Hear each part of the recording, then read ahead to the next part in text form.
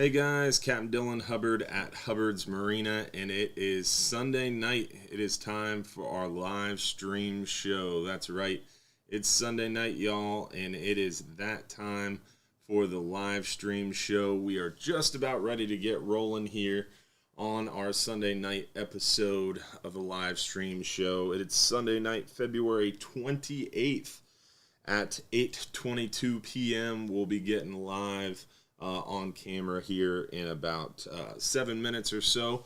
We just need a few minutes to get this thing rolling, and appreciate everybody tuning in and hanging out with us tonight. Talking fishing. We're going to be talking nearshore and offshore fishing tips, tricks, techniques, and more. We're going to be giving away free stuff. We're going to be answering your questions live during the show, talking about weather, talking about whatever you want to talk about. So if you have a question that you want answered live during the show, you have a topic you want to hear about, make sure to text us at that phone number, 727-393-1947 that you see in the bottom corner of your screen there. Always makes it easy to get your question answered live during the show. Remember, if you want to win any of those free trips, you do have to comment at least one time live during the show in order to be eligible to win. So comment one time in order to be eligible to win. You can watch on YouTube, you can watch on any of those Facebook pages or groups, but you do have to at least comment one time on the Hubbard's Marina Facebook stream in order to be eligible to win. So navigate to Facebook, look up Hubbard's Marina, find our page, and then from there, find that live video, comment one time, and then you can go back to YouTube or however you want to watch the show. But commenting one time on the Hubbard's Marina Facebook stream is what makes you eligible to win those free trips. And you have to watch the show live, because if you're picked as one of those lucky winners, you do have to comment, or you do have to text us your home address pretty quickly in order to claim that free trip. So once we call your name pops up on the screen. You got to text us your full home address at that phone number, 727-393-1947. It's going to kind of rotate on the bottom of the screen there. We are almost ready to get rolling. Just need to get our random name generator set up here, and make sure also while we're waiting, guys, don't forget to share this video with your friends on Facebook. If you're watching on Facebook, share it to your timeline, share it to your favorite fishing group or fishing club page. If you're watching on YouTube, don't forget to subscribe to our channel if you want to make sure you get notifications about future shows. And then also, if you're watching on Facebook, don't forget to like the video for us. Thumbs up it on YouTube. That helps us kind of spread the word, and also helps us to reach more people. So very helpful. Jeff McConnell, appreciate those stars, man. Thank you, buddy. What's going on? Susie from Fort Myers. Harry from Lake Seminole. Justine Jackson. Fishing talk time. That's right. Gary, I wish I was fishing too, buddy. Tracy from Minnesota, hello, how are you?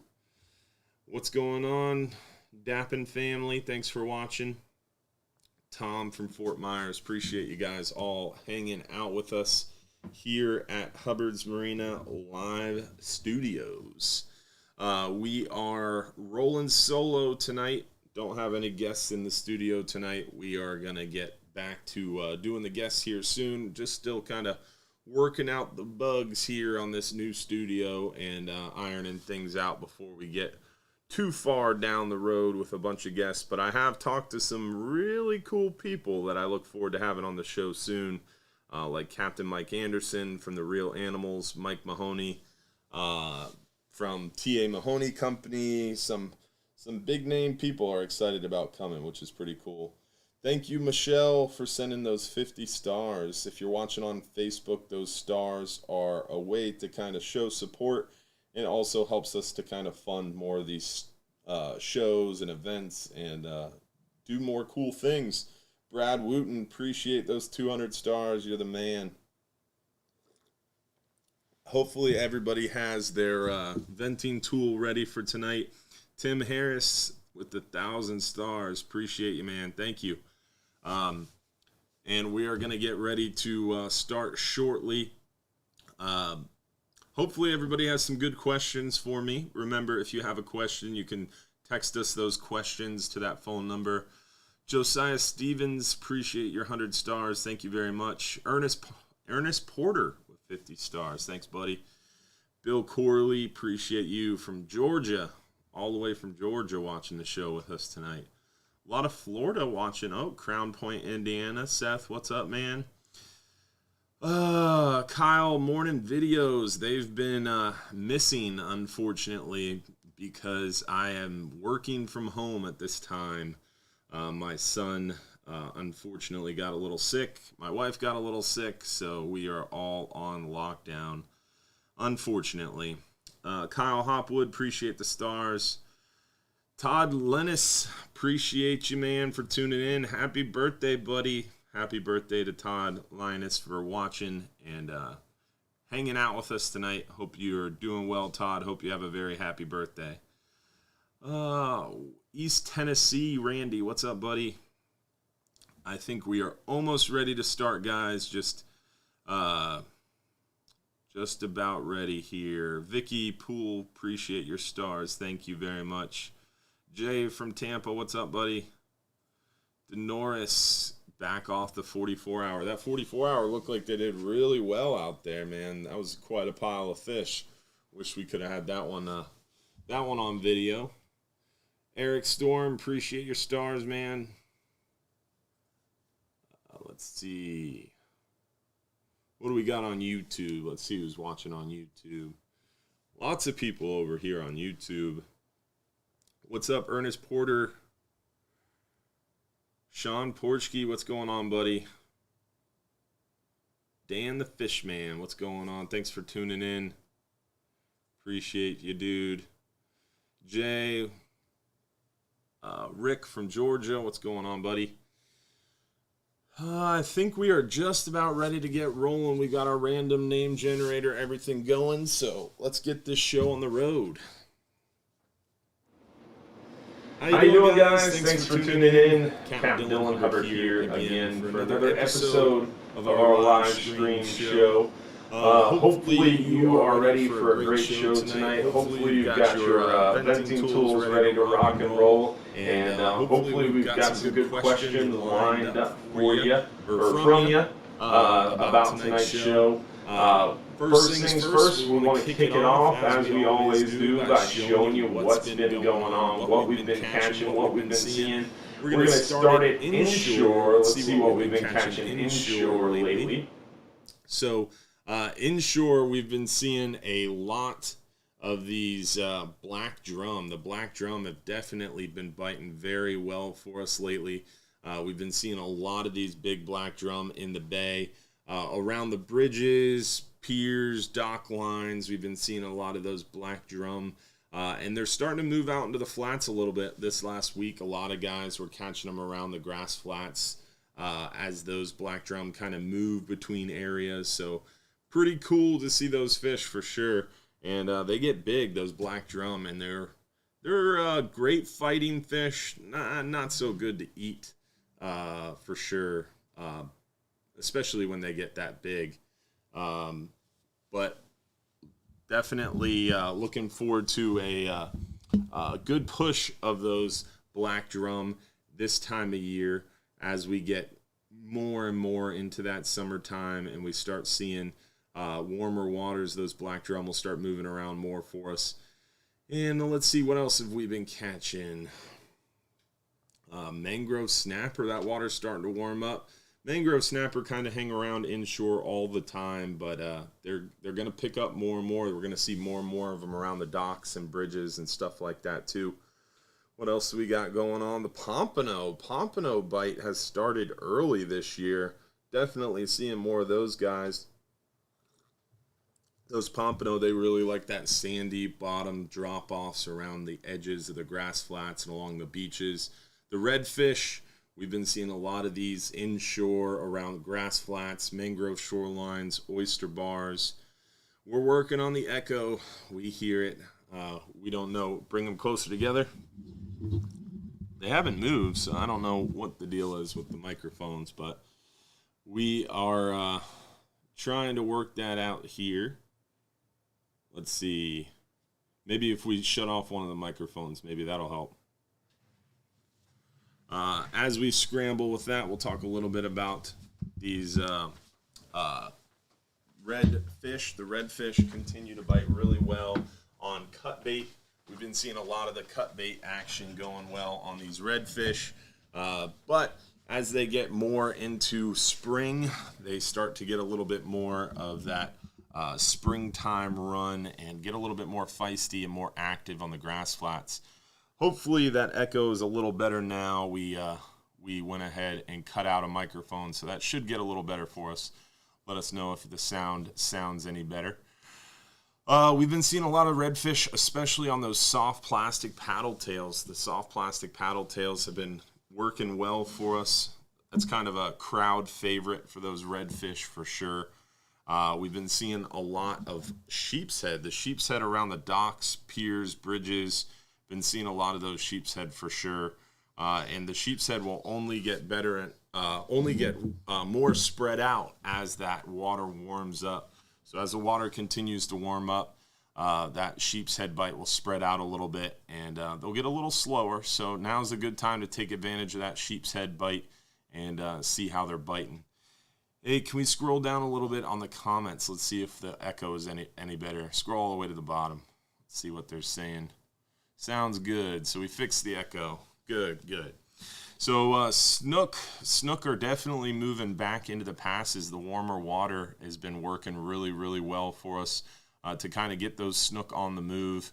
As I mentioned, the redfish bite was going well, and the redfish really like this springtime of year. They're moving around in big schools, but those snook are really going to start moving because they've been kind of back up in the bayous, creeks, rivers for the wintertime, and then they move out of that wintertime staging area back to the passes and onto the beaches. So pretty exciting time of year. A lot of fish moving around as that temperature changes and things kind of get moving around. I think that's about it inshore. So, we still got trout. I forgot about trout. So we got a lot of trout photos to scroll through here. Definitely the trout have been very active. Can't believe I forgot about the trout. Trout have been very active around those edges of the grass flats, those potholes, those cuts. You want to look for those trout kind of staging up where they can ambush passing bait. That full moon brought more tidal movement, tidal flow, which brings more bait sweeping across those grass flats. And it allows those fish to kind of be more predatory and lie in wait to ambush those passing baits. So a lot of good trout action. We're seeing them, of course, around the flats and dock lines, but in the passes around John's Pass at night, those bridge lights and dock lights are holding a lot of trout too. And now that's the end to the inshore stuff. So we're going to make our way near shore, show you what we've been catching near shore and offshore. Right now, we've been seeing a lot of the red grouper action. Been a little picky red grouper wise with this closure, this deep water closure, which we're going to talk more about here in a little bit. But we've been seeing some good red grouper action. It's just kind of a little hit and miss. Today was a little picky for us in the 12-hour extreme, but we got some nice fish. We'll show you a few more of these guys. This one was another one from today's 12-hour. Some nice fish for sure, but a little picky, that full moon bite. We're going to talk more about that too once we get through these photos. Here's a nice red grouper from today's trip. Keep on going. This is from the Hub. The Hub has been doing pretty good on those near shore private charters, fishing anywhere from around 80 to about 120 foot of water. We're seeing those red grouper more consistently once we're closer to that 120 foot line. And there's another one from the Tuesday 39-hour trip. And the next photo is the vermilion snapper. We've been seeing a lot of those vermilion snapper. That's Captain Garrett showing off a handful of those vermilions going to the fish box. Triggerfish. It's that time of year. Triggerfish are opening up tomorrow. Tomorrow those triggerfish open up. So we're excited about that. Gag grouper, they don't open until June 1st. But we are seeing a handful of really nice fish being caught and released. And just like gag grouper, the red snapper are opening up June 1st as well. Red snapper bite really well in the summertime, June and July. We see a lot of those red snapper. Gag grouper, they bite best October, November, December. So just because they open in June doesn't mean that's a good time to target those gags. Nice cobia from the Tuesday 39-hour trip. Beautiful fish there. Another shot at, I believe that was the same fish. But a nice cobia for sure.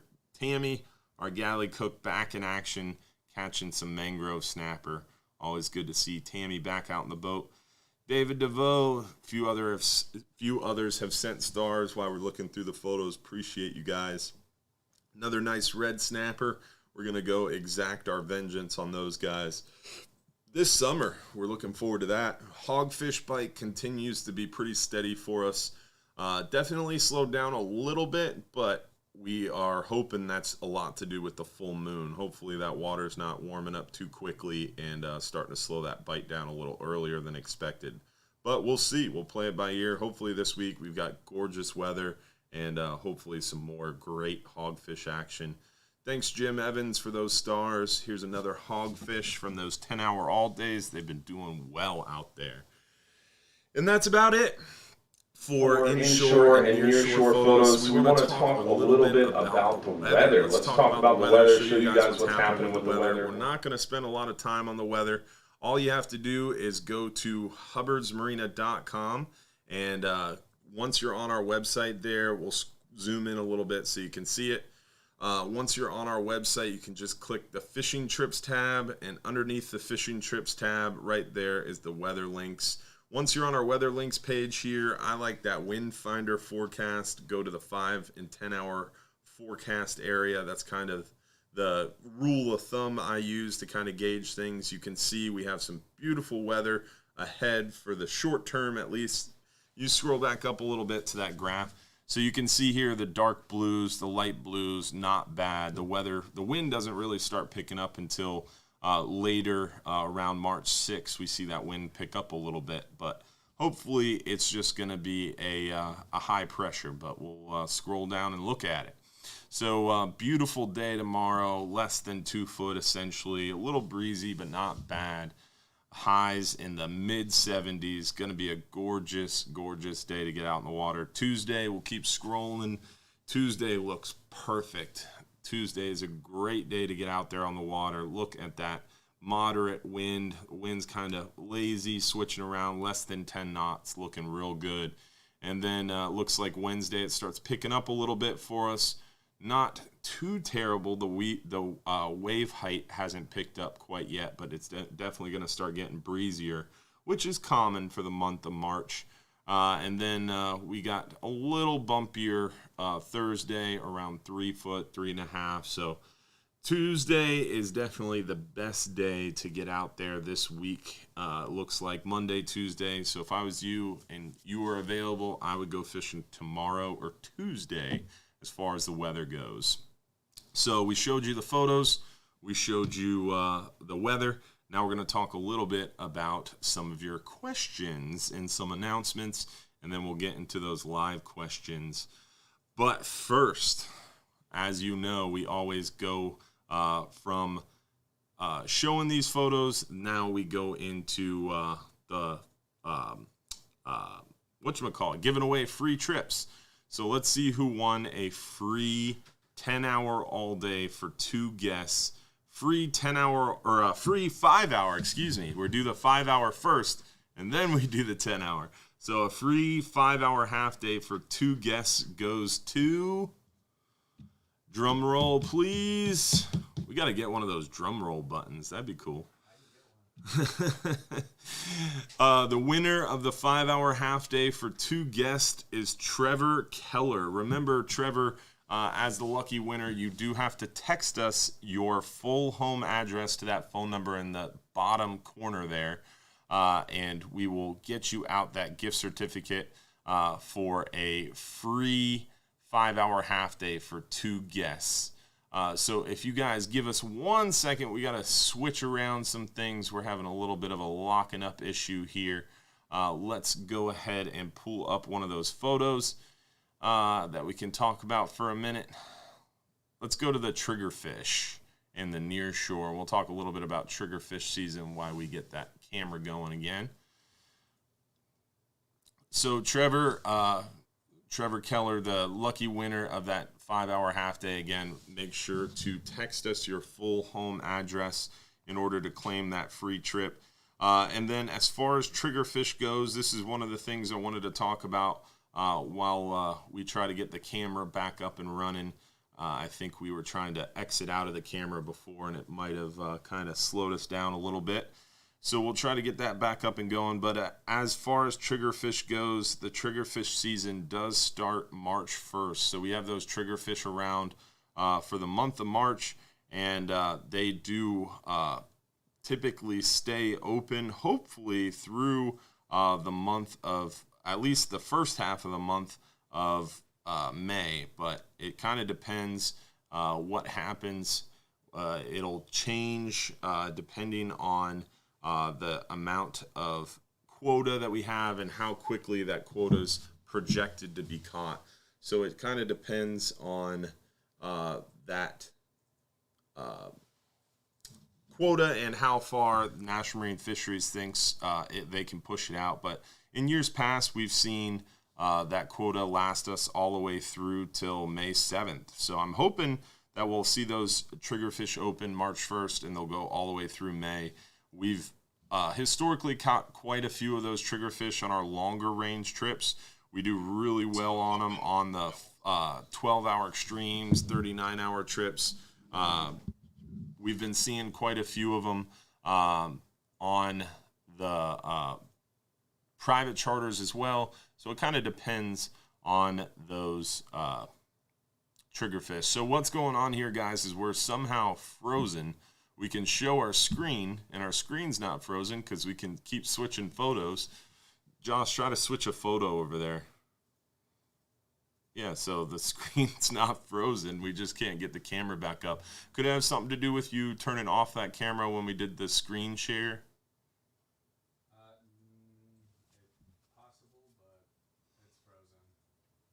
And we can't close it out without closing the stream. Yeah. You are correct. Son of a sailor. So, what were you clicking when you were trying to exit out of those videos? Is that something that we could just undo? No, it's not that. What it is it's the... we had too many screens open. Itself. Oh, if it's not one thing, it's another, folks. Yeah, it's the program itself. We clicked too many times. Classic.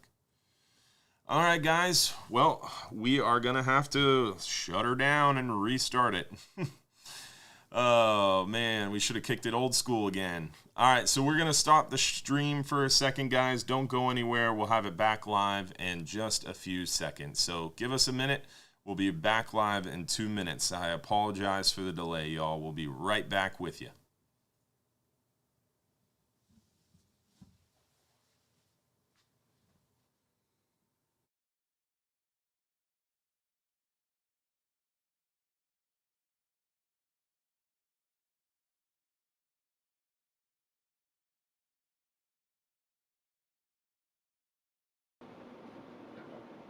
It looks like we're still live.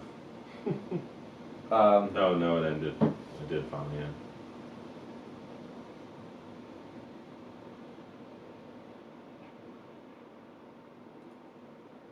Looks like we're still live. Can you guys still hear me? I think they could see you. So you were able to start it, not restart the stream. You're up, yep. Huh. All right. Well, good thing I wasn't screaming at anybody. Well, hey, we'll get right back into it. So as I was saying, triggerfish season, let's pull up that Word document and get through the rest of these, and we'll get into those questions. So I'm glad we're still live on Facebook. Hopefully on YouTube you guys didn't lose us. First thing I wanted to talk about was the snook, redfish, and trout. So I was attending that FWC meeting at the end of this past week, At the end of this past week, the FWC Thursday and Friday, they met and they talked all about a bunch of different things. But the main thing that I was kind of interested in was the snook, redfish, and trout. So snook, redfish, and trout have been closed for a few years now, especially snook, because of that big red tide that we had back in 2017 and 18. So they were closed by executive order. So the FWC was discussing the staff recommendation to reopen and remove that executive order that is set to expire at the end of May 2021. So just a few months away, that executive order was set to expire, and the staff was recommending that it does, the FWC Commission does let it expire and reopen all 3 of those fisheries. That was the staff recommendation going into the meeting.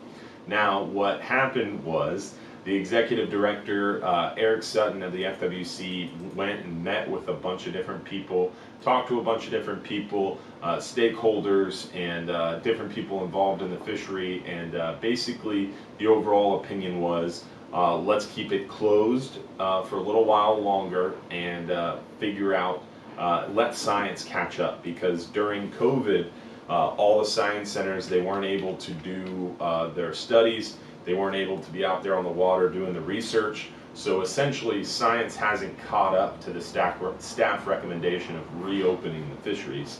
I think if you talk to a lot of people would agree the fishery's healthier. In my opinion, there's more snook and redfish and trout than I've ever seen around our docks in Johns Pass, but that's just one snippet of the area. So long story short, it was very anticlimactic. They talked about snook, redfish, and trout, but they didn't necessarily make a decision. They don't have to make a decision until May when that executive order expires. So the next FWC meeting, I believe, is in April, and at that next FWC meeting, that's when they're going to kind of make final decisions. So long story short, they were going to open it. Now they're maybe not going to open it, and we won't find out until their next meeting in April. Chris Griffiths Black, appreciate those 100 stars, man. Thank you very much. And oh, while I'm thinking about it, shout out to Gabe for this bottle of Weller's. Gabe found a big bottle of Weller's, and I'm loving it. Really, really appreciate you, man. So also I wanted to talk a little bit about our getting busier. So we're back into spring, and spring has sprung. There's people everywhere around Johns Pass, Madeira Beach. So a lot more people around. Trips are getting a little bit more full. I recommend more advanced reservations, and I definitely recommend going during the week.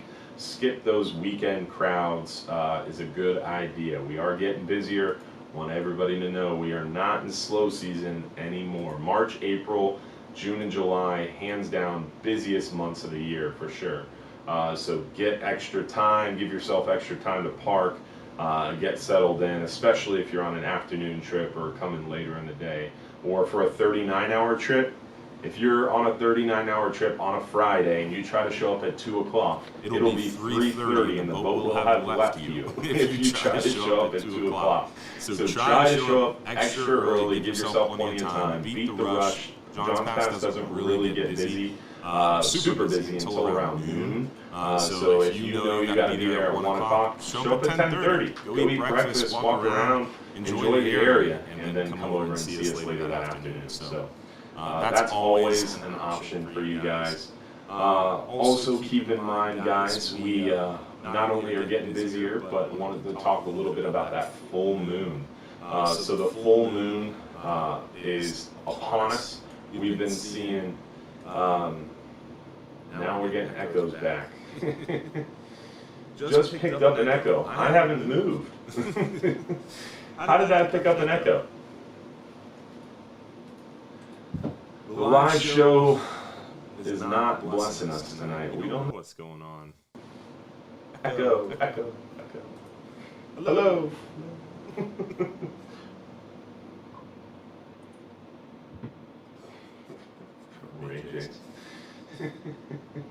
We're working on the echo.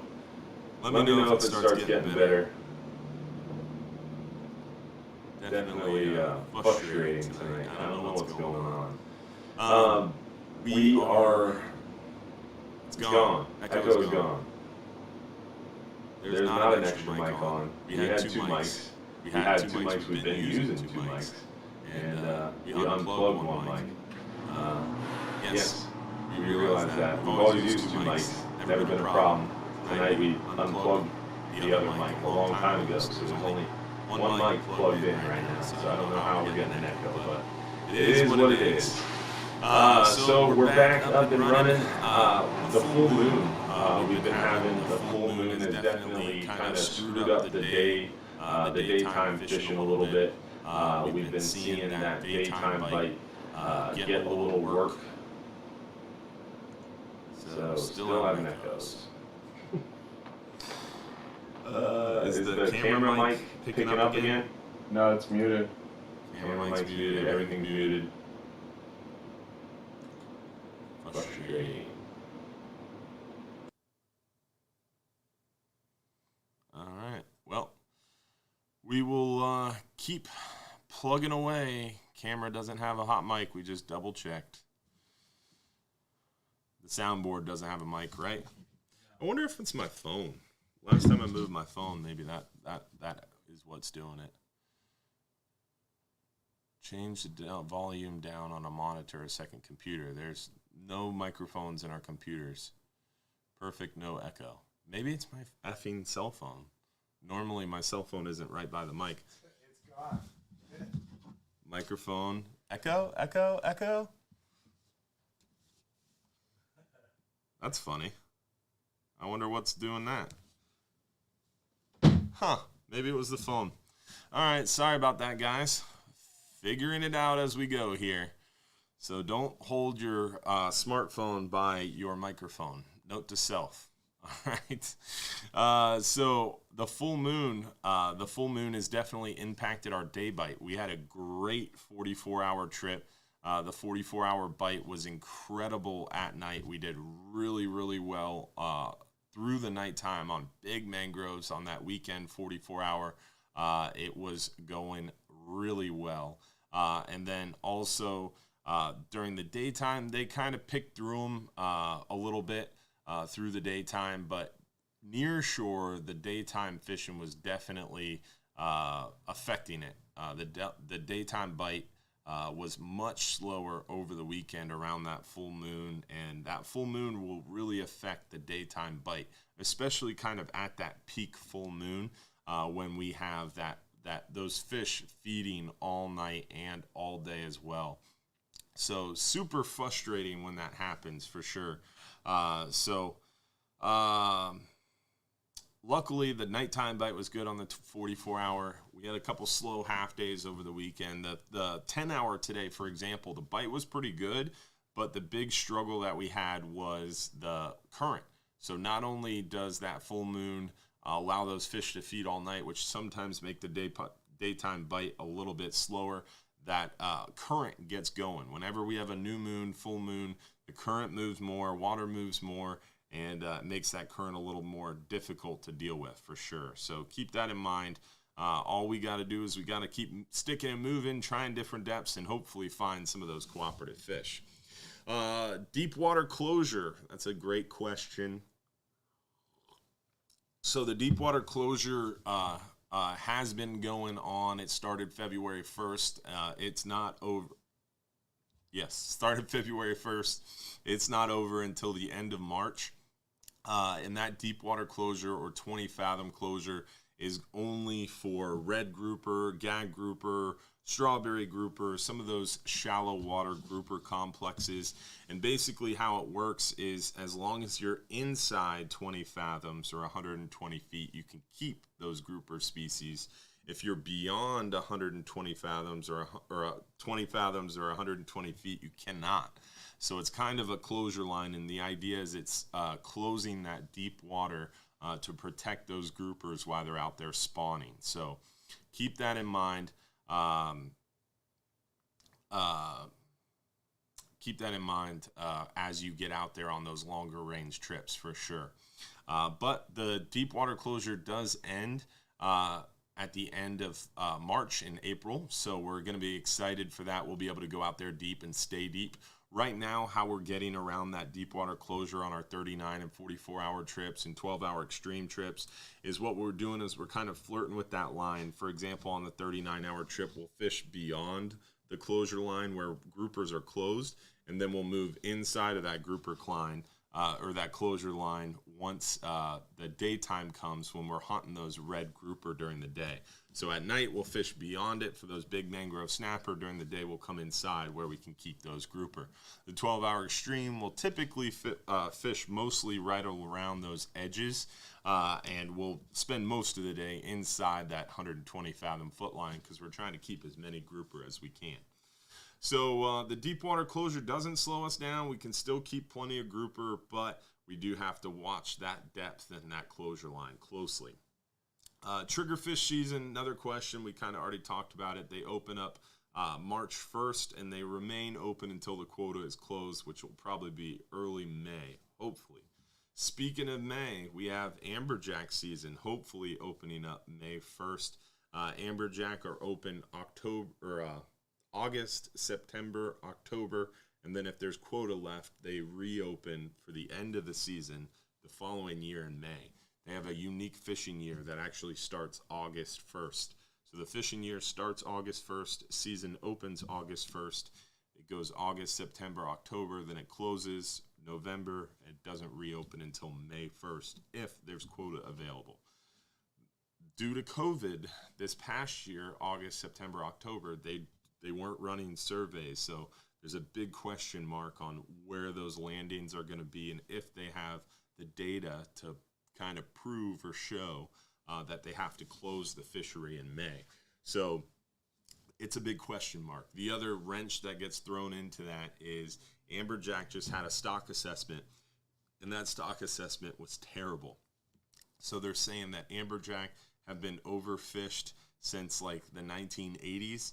They've been experiencing overfishing almost as long. So amberjack were in a rebuilding plan back in, 10 years ago.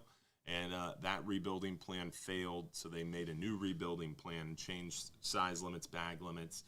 That rebuilding plan failed, so they started a new one. That rebuilding plan has failed.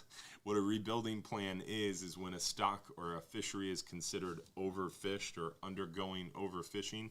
According to the Magnuson-Stevens Act, or MSA, the National Marine Fisheries Agency is ordered to end overfishing within 2 years. So how they do that is through these rebuilding plans and these depreciated catch levels. So unfortunately, we've been under a rebuilding plan. Then they got more strict, it failed. They got more strict, it failed. So the only answer is to continue to constrain catch and fishing mortality. So I think we're going to see a huge cut in amberjack season probably in 2022. We won't see that most likely this year in 2021. We'll most likely see that coming in 2022. So keep that on your radar. And if they do open in May and you're an amberjack fisherman, I'd get them while you can, because we're not going to see a very long season, if much of any season, in the future on amberjack, just for a short term, hopefully a year or 2 or 3 years, and we'll see that fishery rebound a little bit. Definitely some declining numbers and trends. And I would agree, overall, the amberjack fishery has declined since I was a kid, at least. Let's see, red snapper season, another great question. Red snapper season is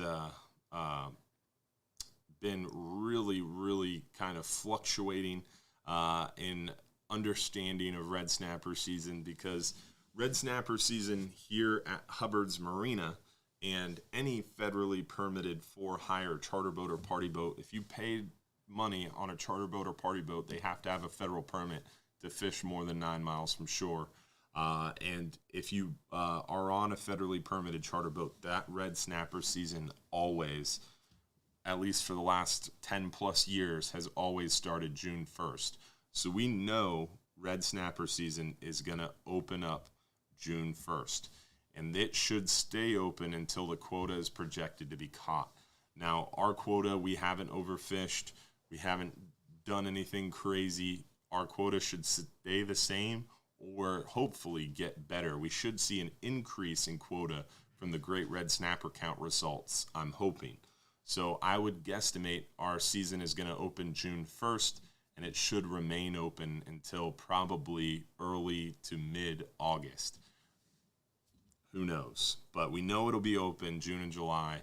I would bet you $500 that it'll be open June and July. I'm very confident in the fact that it will be open in June and July. So hopefully that'll stay like that. Mike Hart, thanks for those stars, buddy. Appreciate you, dude. 1,500 stars from Mike Hart. You're the man. So red snapper season will open June 1st. Do not wait for it to be announced. If you wait for red snapper season to be announced, the trips will be full. Those 39-hour trips, those 44-hour trips, they fill up extremely quickly.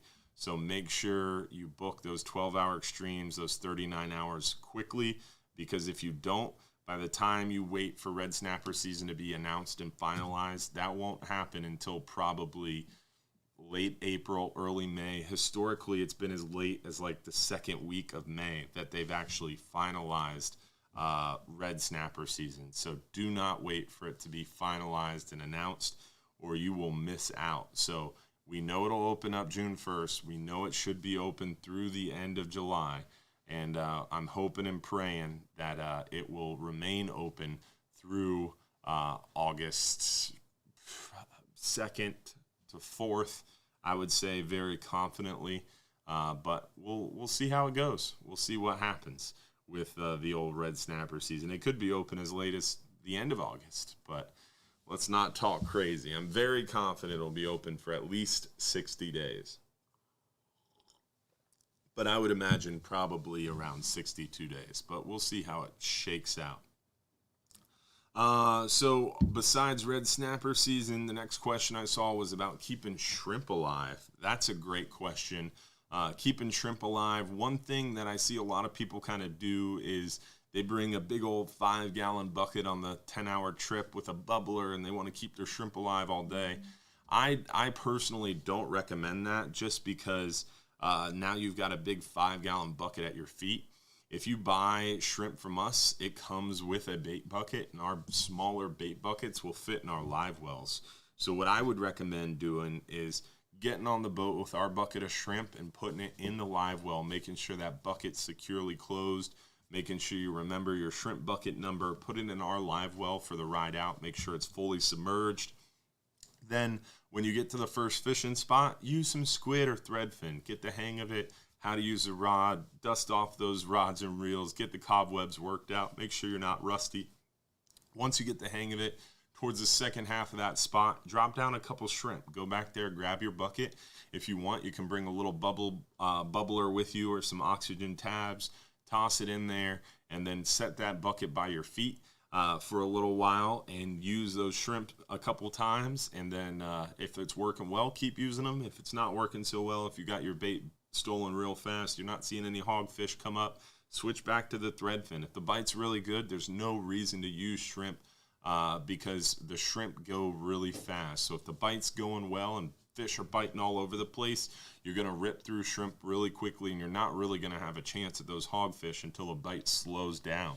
Those hogfish are some of the least aggressive, very leader-shy fish down there. So if you're catching a bunch of gray snapper and a mangrove snapper and lane snapper and everybody's getting bites really quickly, not really the best time to use shrimp. So stick to the squid or threadfins. Then when the bite slows down a little bit towards the second half or end of the spot, that's when you want to drop those shrimp down there. And that's why it's kind of good to have them at your feet with a bubbler. And then between fishing spots, do not leave them on the hot deck of the boat in the sun with a bubbler. I don't care if you have the nicest bubbler in the world. If you leave a bait bucket, a normal bait bucket, on an aluminum deck in the Florida sun, they will all die. No matter how good the shrimp is, no matter how good the bubble box is, heat kills shrimp. Summertime fishing in June, you cannot leave those shrimp on deck for more than 15 minutes, even if you have 5 bubble boxes on there. So water will get so hot, it literally cooks the shrimp, turns them pink. So you got to leave them in the shade. Underneath the bench, make sure they're in the shade, they're staying cool. Or just take a couple shrimp out, put them in a little cup, take them to your fishing spot, and leave the bait bucket in the live well system so they're constantly getting fresh water. The trick is to keep refreshing that water in that bait bucket. So if you're fishing on the Florida, leave them in those live wells. A lot of guys will come out on the 39-hour trip. We were actually having problems because originally with our new booking software, the extra options were all there. So we went from one or two guys coming on a 39-hour would order shrimp just because they saw someone fishing off the dock getting shrimp and they'd want to get some too. Then all of a sudden the booking system put the option of ordering live shrimp on a 39-hour trip, and we were having trips where 30 people were getting shrimp, and it was a little ridiculous and unneeded. So I actually pulled shrimp out as an option. So now when you book a 39-hour trip online, you don't even have the option of booking shrimp or getting shrimp. But we do have them available at the dock if you're going on one of those long-range trips if you want them. But if I was going on a 39-hour trip, yeah, I might bring them, but I would only use them in the case of the summertime fishing specifically when it's midday, 11 a.m. to 2 p.m. The sun's directly in the sky above you. The water's still like a lake. There's no wind, no current. The fish gets really picky. I would drop down to a little lighter tackle, 30-pound fluorocarbon 5/0 hook, and drop down a shrimp, see what happens. That would be the only case that I use the shrimp. And hopefully I don't. Hopefully they sit in a live well, they all die, and I toss them out at the end of the trip because I didn't need them. Because the bite was good the whole time and I didn't have a chance to drop the shrimp. But if the bite slows down and not much is going on, that is a time on a long-range trip where I'd drop down and tackle to super light leaders, smaller hooks, send down a shrimp. But they are very tricky to keep alive. And if you get 4 dozen pinfish and a bucket of 5 dozen shrimp, and it's the month of May, June, July, August, September, it's all going to die. You got to spread it out in a couple live wells because it's the more hot the water, the less dissolved oxygen that water holds, and the water gets hot in the summertime. It gets 90 degrees. Probably 95 degrees once you pump it up through a hot pump and transverse it through a metal boat. That water gets very hot in those live wells. Most of the time, we struggle just to keep it cool enough to keep the pinfish alive. If you add a little plastic bait bucket in there with some shrimp, it's a struggle to keep them alive. Now, keep in mind, fresh dead shrimp still work. It's once they sit in the sun on deck. Literally, I've seen people leave shrimp buckets on the bow of the boat and then get upset that they all died. It's like, well, you have to put them in the shade. You have to have them getting oxygen with the bubble box, so you have to bring them back to the live well and let them get oxygen. You can't just leave them in the sun. They're going to die. They're literally going to cook on you, turn pink. So keep them alive, keep them in the shade, keep fresh water going in there. The hotter the air temperature, the hotter the water, you got to work even harder, the harder it is to keep them alive.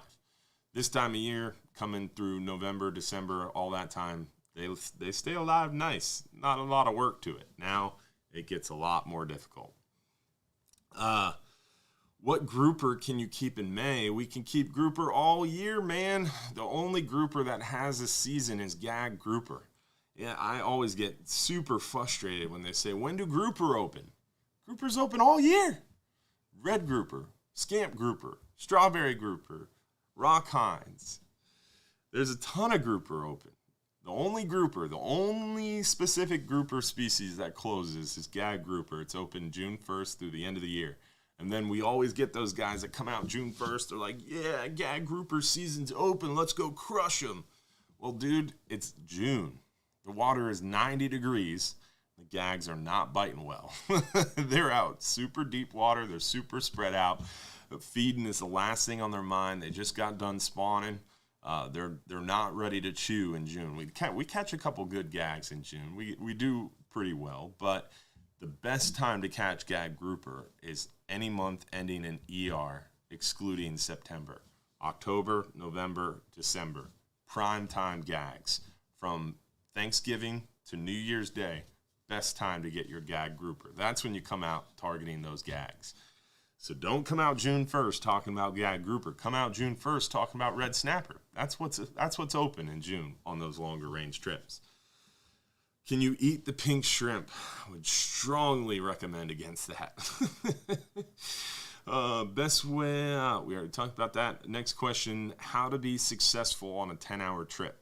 Well, let me tell you, the best way to be successful on a party boat is to work with the people around you. And my grandfather's favorite saying, I told you guys about my dad's favorite saying, balling on a budget. my grandfather's favorite saying he used to say all the time is, you have one mouth and two ears for a reason. Shut up and listen. And that's the biggest thing I can recommend on a party boat. That's what my grandfather taught my dad. That's what my dad always talked to me about, is that applies to many more things than just party boat fishing. But definitely on a party boat, if you just stop for a minute, listen to the people around you, watch the people around you. I can't tell you how many times, still to this day, that I go out on a party boat trip and I see someone from another area with a little different tackle that's doing really well. And you learn those tricks. You pick up on those tricks. You see what they're doing and why they're catching more fish than you. And then you learn that, and it makes you a better fisherman. So growing up on the back deck of the party boat taught me 95% of what I know. The rest is all luck. You really have an opportunity to soak up a lot. And that's why I love party boat fishing. Because you get to meet a lot of great people, learn new things. Granted, there's a bad apple in every bunch. Sometimes you run into some issues with people on the boat, but the good outweighs the bad, and you get to learn a lot very quickly and kind of pick up what's going on. I know when I was younger, one of my favorite things to do was, because I knew the galley cooks, I could talk them into taking some of my money, and they would bring the person I was targeting some free beer. So even as a young child, I knew alcohol was a great way to get people talking, and I'd give some of those older, saltier fishermen beer and get them to talk to the young kid on deck, and that's how I learned a lot as well. And I recommend that to people to this day. You get on the boat, you meet someone like John Martin, Jighead Ed, some of these fishermen that have been doing it for 40, 50 plus years, and you get an opportunity to pick their brain. They know a lot. Granted, some of it's old school. John and I disagree on a few things. I think he still chains his hooks together. He doesn't even double snell yet. So there's a different technique for everybody. So it's really cool, though. It's a great way to kind of meet and greet and learn more things. That's why I love party boat fishing.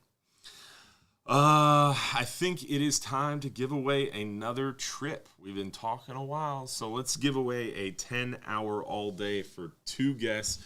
Before we do that, hit that pick another on the other screen. Yeah, there we go. All right, let's see who won a 10-hour all day for 2 guests. 10-hour all day for 2 guests goes to... My drum roll is too short. We're going to work on that. We're going to have that.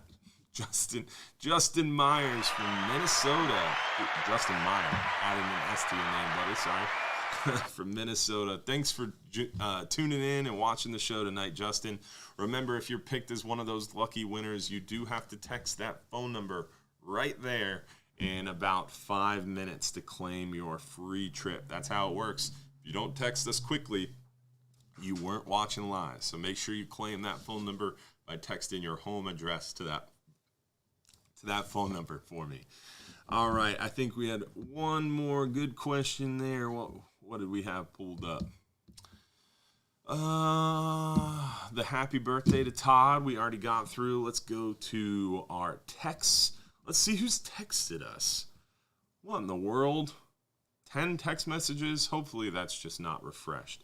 How do moon phases affect fishing, especially full moons and new moons? So we kind of talked about that a little bit. We touched on it.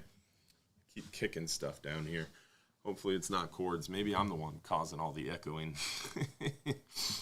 So full moon definitely affects the fishing in the fact that the full moon allows fish to feed 24 hours. Normally during normal lunar cycles, quarter moons, crescent moons, all that kind of stuff, new moons, the only time a fish can feed normal fish can feed is during the daytime period. So most of our grouper species, amberjack species, even the snapper species primarily feed by the light, either some like lower light like dusk or dawn, some like the moon straight up in the air like those grouper and amberjack.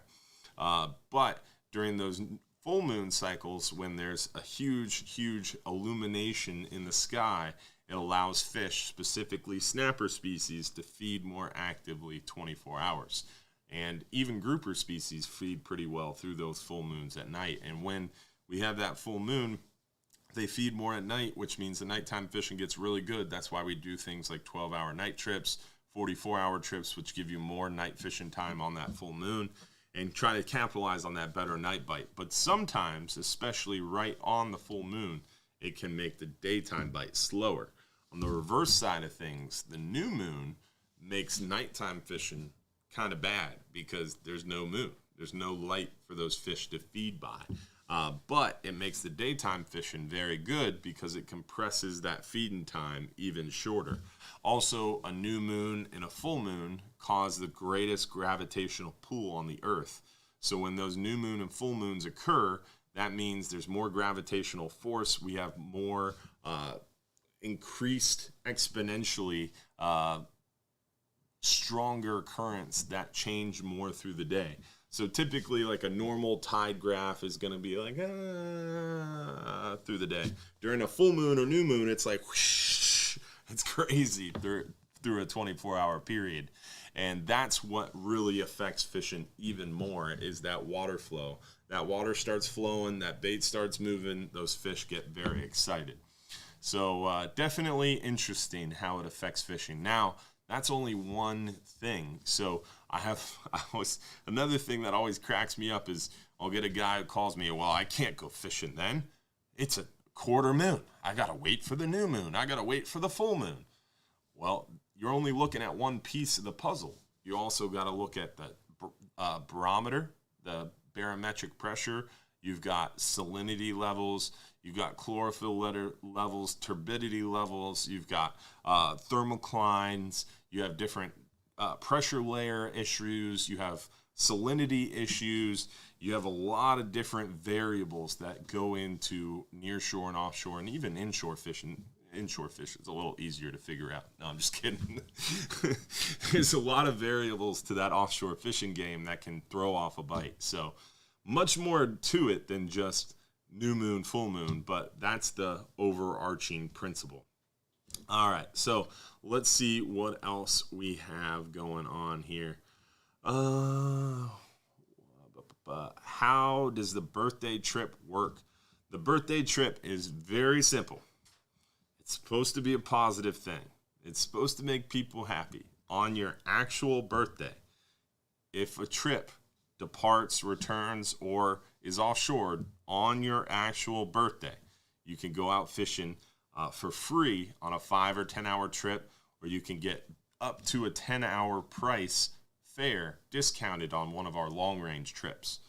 But if your birthday is on a Wednesday, and there's not a 10-hour on a Wednesday, and you want to go on a 10-hour, unfortunately, you'll have to wait till the next year or take a free 5-hour. It's got to be your actual birthday. That's how it works. And unfortunately, it was supposed to be a positive, feel-good thing that we launched, and it's really kind of become an issue. I can't tell you. I can't even count on two hands the number of livid, irate, threatening phone calls that I've gotten in the last 6 months about me trying to give away something free on your birthday. I want to go on a 10-hour, and 10 hours not on my birthday, and if you don't give me a 10-hour, I'm going to give you a bad review. It's like, well, we'll just pull away we'll pull away the birthday deal. We just won't offer it anymore. People are going to get so crazy about it. It just blows my mind, but that's me venting. We won't go too far into that. We'll need a whole nother show. But the birthday trip, how it works is on your actual birthday, if you bring someone at the normal retail price of the trip, you get to go free on a 5 or 10 hour trip. If you choose to go on a 39-hour trip, a 12-hour extreme, 44-hour trip, you can get up to the 10-hour trip price off the trip. So if you can pull up the website there, Josh, hubbardsmarina.com. and do the screen share deal. Yeah, no, I want to show them how to navigate to the birthday trip from the homepage. So once you're on our website, if you go to info, which is that tab over there, and then go down to trip info, you'll see the free birthday trip deal. And the free birthday trip deal is very, very, very specific. And there's even more information towards the second half of that page. Frequently asked questions. And literally, we have dialed this in. Every vehement, livid complaint, we have added things. That one was my favorite. Scroll back down. That one was my favorite. My birthday, I will be out of town or I have plans. Can I use it on the following or preceding day of my birthday? That was literally an excuse that I got. Well, I have plans on my birthday. Can't I use it the day before? No, it's a birthday deal. You can't use it the day before. And literally got through. This stuff, we don't make this stuff up. This is on the website for a reason. All right, let's go back to the camera. I'll get too far down the rabbit hole. Next question. Did Captain Brian retire already? I heard he was going to retire after Red Snapper season. Hate to see him go. Captain Brian is Bryon, unique Brian spelling. But Captain Brian did not retire. If Captain Brian retired, you would see more fanfare. He is one of our beloved deep water extraordinaires, and he did not retire. He went through some personal stuff, get some stuff situated out health-wise. He's doing well. He's back at work. He actually ran this past weekend's 44-hour trip. They did really well. He did really well. So things are good with Captain Brian. He's got some other stuff going on with his back that he's got to work out. He is flirting with the idea of not retiring, but he's flirting with the idea of perhaps taking a year off, a year sabbatical. He's really into sailing. He wants to get a sailboat, and he wants to sail around. I don't know what exactly his plans are with the old sailboat, but he's been a power boater his whole life, so I don't get the infatuation with the sailboat. I hate sailboats. I will be happy to tell you I despise sailboats. There was one experience when I was younger. My dad thought it would be cool to do this family vacation deal, and so much deeper than that. Long story short, we went to a friend's house. They lived on this island in Tampa Bay. It's called Joe Island. They actually used to own the whole island. They had the only house on the island. It was the only private island in Tampa Bay. It was totally awesome. We went down there on the hub. Took 45 minutes on the hub to get down there. Got dropped off on the island. Had like one of the best 3-day weekends of my life. Fishing, hunting, there was snakes, there was dirt bikes, guns. It was awesome. And then Monday rolled around, and my dad was like, oh, instead of the hub coming to get us, I have a friend coming in a sailboat. Took 45 minutes to get there. It took 10 and a half hours to get back. It took 3 hours from Joe Island to Fort DeSoto's Bay Pier. I literally almost jumped off the boat in the middle of the Tampa Bay shipping channel to swim to Fort DeSoto and walk home. Probably would have got there faster. It was ridiculous. So ever since then, sailboats aren't for me. Stick a motor on it, let's go fishing. I'm not about the ride or I'm all about the destination. Let's get to the destination and do what we got to do. How long will the 120-foot depth limit last? That is the deep water closure. And it's not a limit. We can go past 120 foot and catch snapper, but we can't keep grouper while we're out there. Then we come in during the day and catch those grouper. That will last through the month of March. It ends April 1st. Next question, are there still private charters available in the week of March, in the last week of March? So Jason Hansen is our private charter sales guy. He's been working with us now for... My son is a year and 18 months. So Jason has been working in the private charter department going on 2 years. And he said the last week has been the busiest week that he's ever had in the last 2 years. We had a smoke in 2019. with people trying to book private charters in March, in April, in June. So private charter slots aboard the Hub and Flying Hub 2 are just flying off the shelf. We still have some availability, but it's filling up very quickly. I would say probably the next week and a half, 2 weeks are completely booked on both boats. But we do have spots opening up with people kind of canceling off as we go. So call Jason tomorrow. The phone number right here. Jason's extension is 410, right, Josh? Yeah. Off the top of my head, I can't think about it. Yep. So 410 is his extension. When you dial that phone number, you hear the recording start, dial 410. What is a good all-around line test or fishing pound test for fishing off your boats? So it depends on the trip. If you're doing a 5-hour trip, 30-pound, 40-pound test is good all around. 10-hour trip, probably around 40 to 60 pound. 39-hour trip, probably around 60 to 80 pound. Same with the 12-hour extreme, same with the 44-hour. So it kind of depends on the trip. And if you want to respond back and be a little bit more specific, I can help you out a little bit more. So let's see, what other questions do we have here?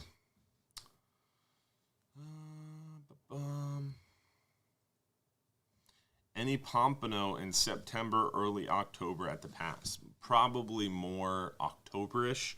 Pompano are kind of spring and fall, just like the kingfish, but they're a little earlier spring and a little later fall. They like that cooler water temperature, but they get really thick, especially this kind of year. This time of year is definitely kind of the peak.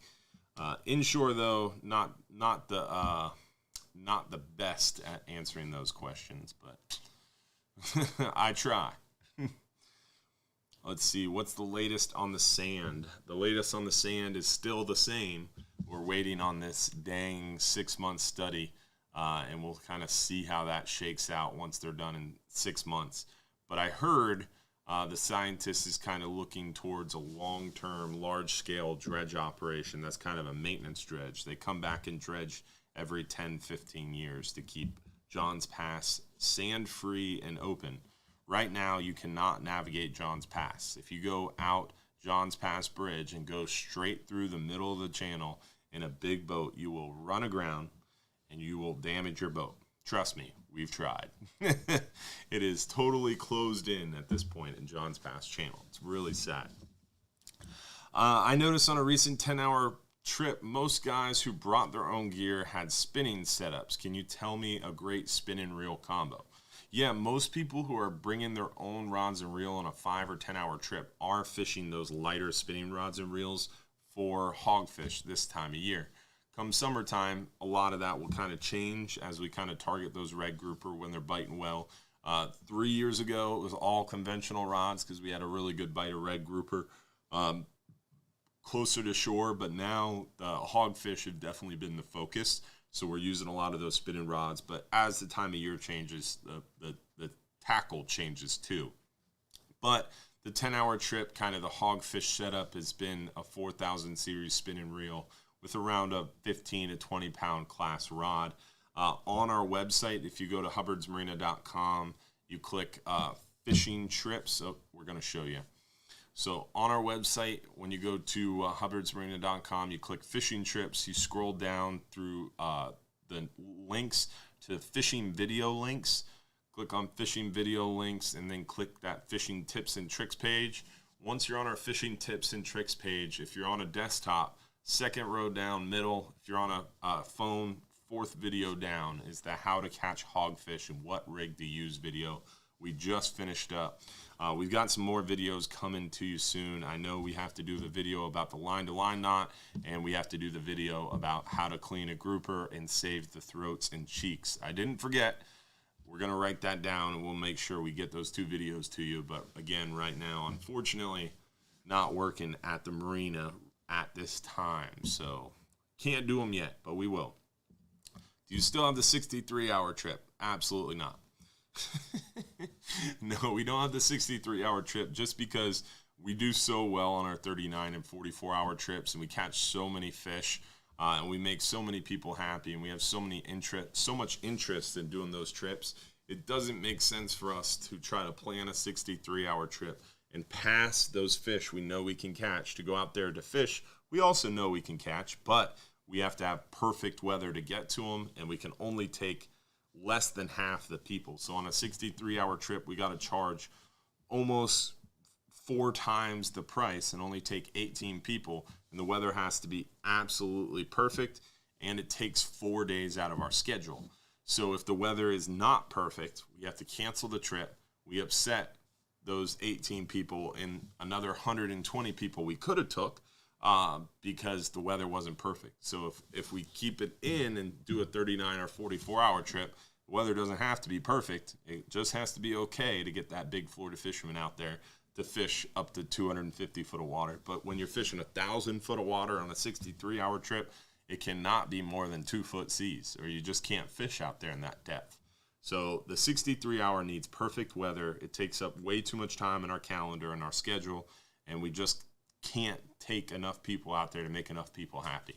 So we don't offer them anymore. We're sticking to those 39 and 44-hour trips where we can take a good number of people, make a lot of people happy, and catch a ton of fish doing it. And we don't have to cancel them all the time because we don't need perfect weather. How does the fish jackpot work on the 39-hour trip? How much does it cost per person? So it kind of fluctuates through the years. Sometimes it's as much as $30. Sometimes it's as few as $15, even $10. It kind of depends on the crowd, the number of people, and what's in season. But generally around $20 is what you want to budget for that jackpot on the 39-hour trip. It is illegal to gamble in the state of Florida.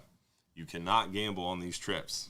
But once you get on the boat and you get offshore, we may or may not run a jackpot. So I may or may not have the details. You may or may not find out on the boat. That's how that whole thing works. Coming out on a 39-hour trip in June, what size and how many weights do I bring? So it doesn't matter when you're coming on a 39-hour trip. Bring the same stuff. A couple 4-ouncers if the bite's slow and you want to drop down to lighter tackle. A majority of 6-ounce weights, a couple 8-ounce weights, maybe 1 or 2 10-ounce weights, maybe 1 or 2 12, maybe even a 16-ounce weight, maybe 1. So basically a bulk of your weights are 6 and 8-ounce weights. Couple 4s, couple 10s, maybe 1 or 2 14, 16-ounce weights. That way you're fully prepared. If you're going on a full moon or new moon trip or around a full moon or new moon, you definitely want to have those heavier 12, 14, 16-ounce weights available in case that current gets bad. I've been on trips where you put 16-ounce weights on and the line's still almost parallel with the water because that current's taking it so fast. So you never know.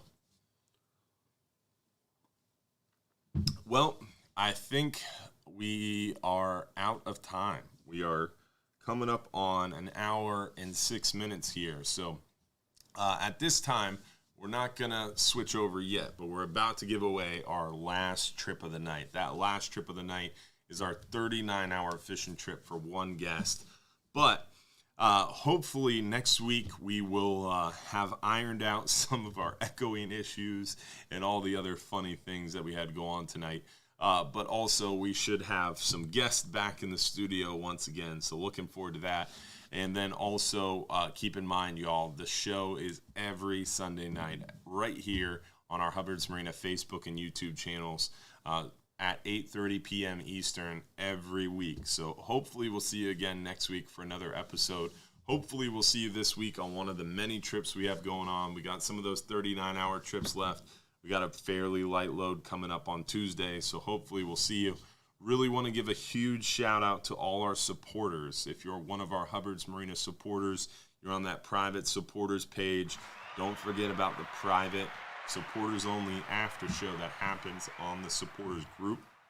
If you want to become a supporter and have access to that private group and that after show where we get a little bit more in depth and we answer your questions a little bit more personally and you get exclusive content through the week and kind of a little bit more interaction, communication with me, even more so than I normally do, definitely check out that supporters group. You can become a supporter right at the top of our Hubbard's Marina Facebook page, and that will give you plenty of exclusive content and more.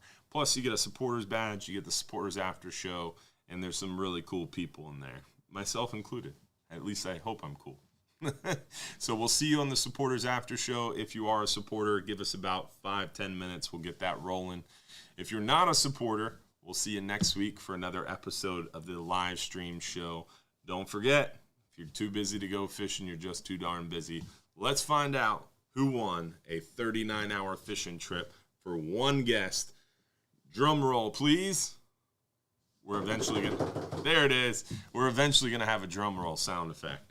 Michael DeMaranville. Evening, Michael. You are the lucky winner of a 39-hour fishing trip for one guest. Again, if you're the lucky winner, hopefully you text us within 5 minutes your home address, and hopefully we'll see you all next week for another episode of the live fishing Q&A show with us at Hubbard's Marina. And hopefully next week we'll have a full panel of guests, and we'll be back in